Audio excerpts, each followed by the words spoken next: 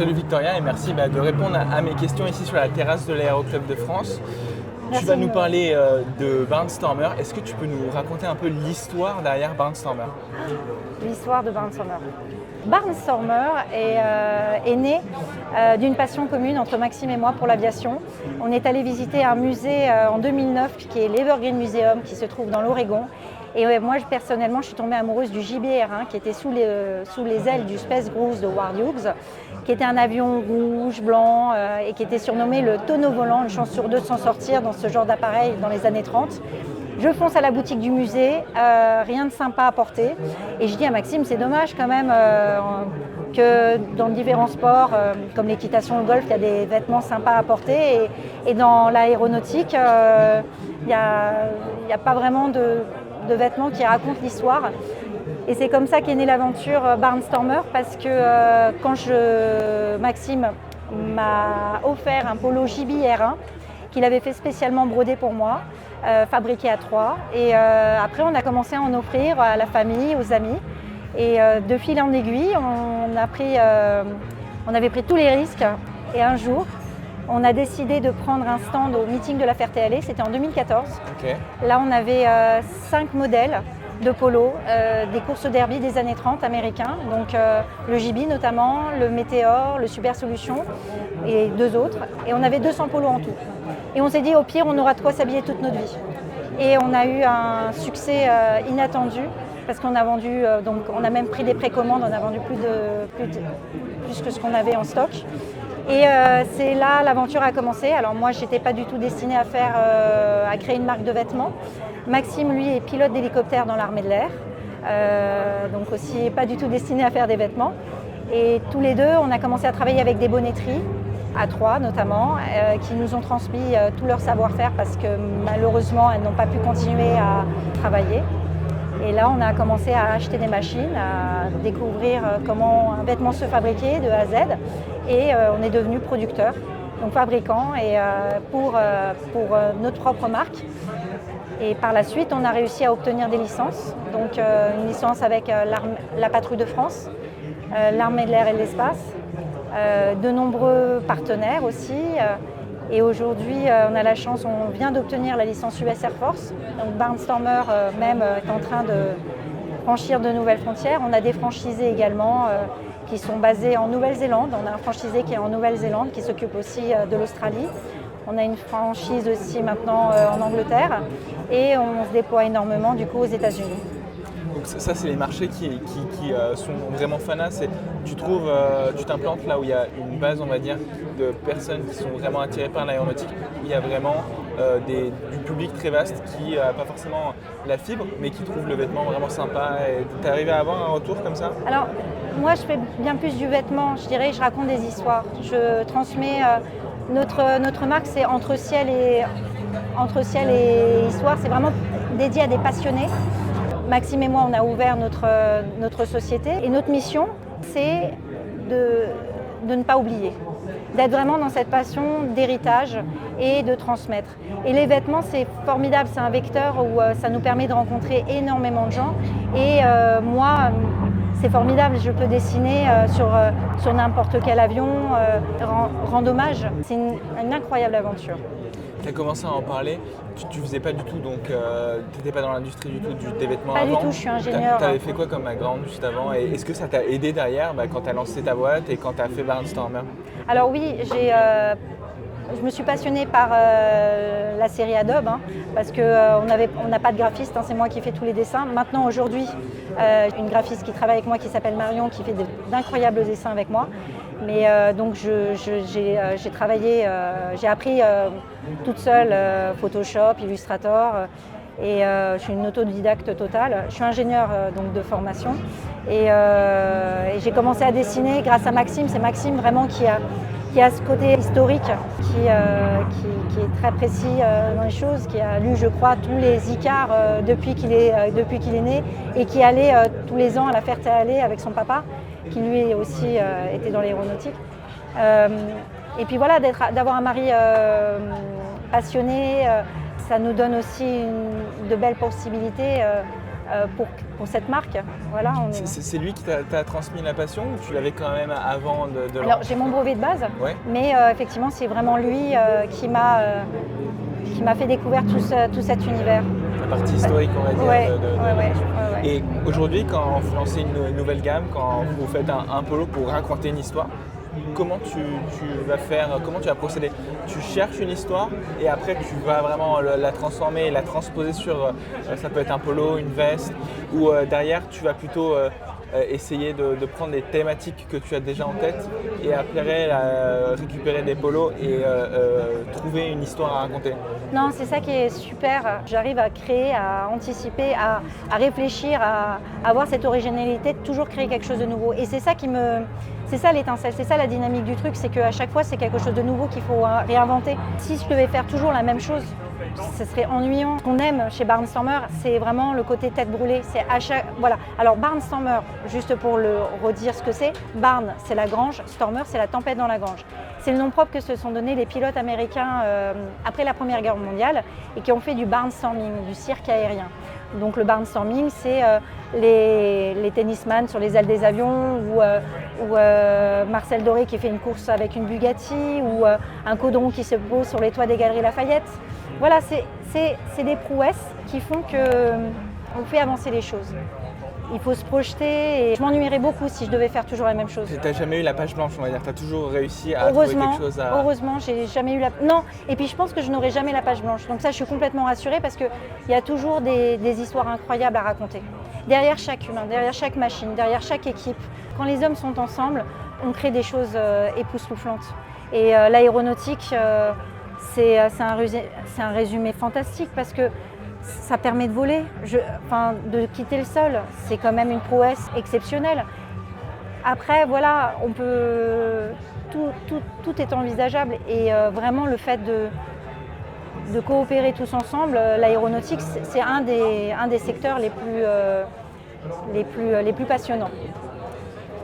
Là, tu as parlé, donc au début, vous avez commencé avec le JB, c'est plutôt les années 30, mais aujourd'hui, sur l'ensemble des produits, tu as réussi à couvrir des pionniers jusqu'à aujourd'hui, le Rafale Solo Display par exemple.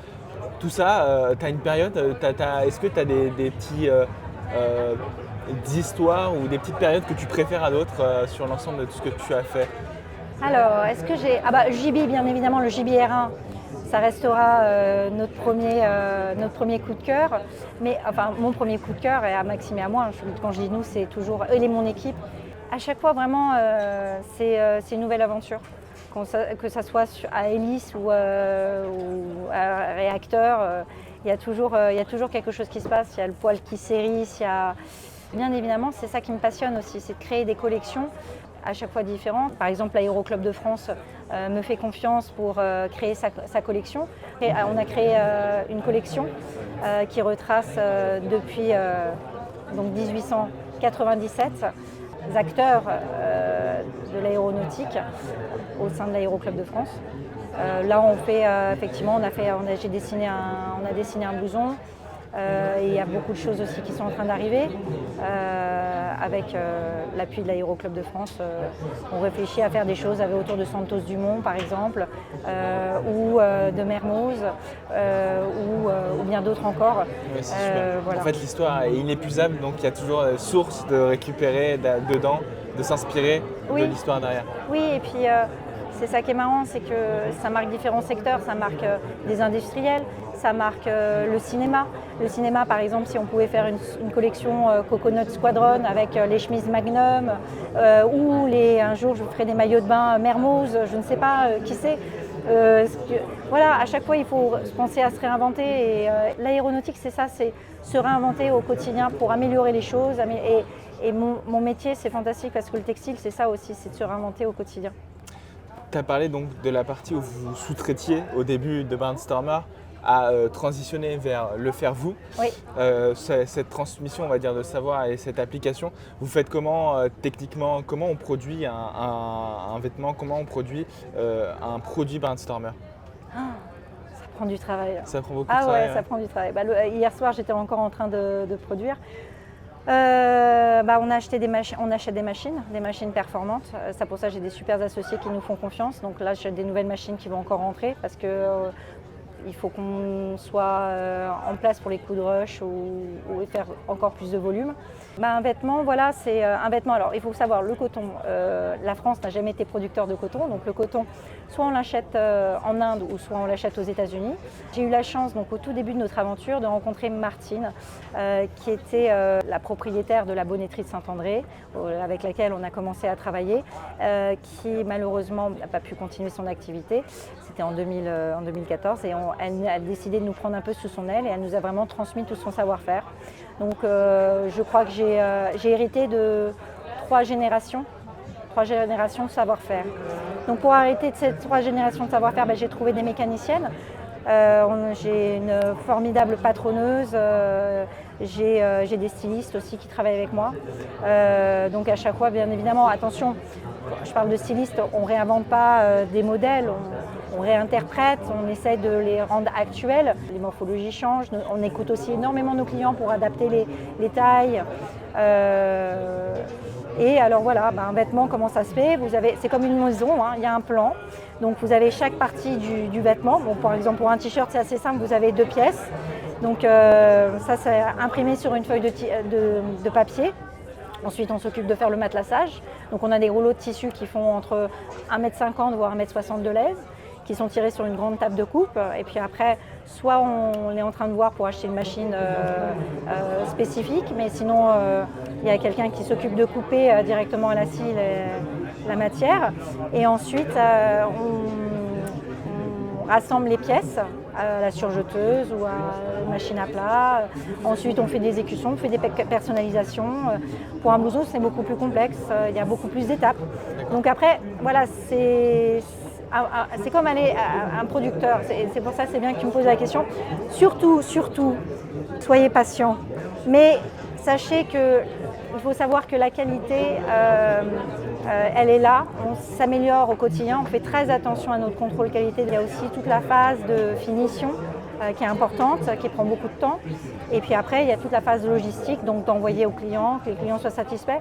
Donc, par exemple, pour les blousons Aéroclub de France que nous fabriquons, ils sont fabriqués à la commande. Quand nous sommes en déplacement, quand il y a beaucoup d'événements, ça peut prendre 1 voire 2 mois en fonction de nos fournisseurs. Donc la toile, elle est fournie chez un fournisseur qui est basé dans l'ouest de la France. Les boutons aussi, il faut les teindre. Les zips, on en commande en gros volume quand même.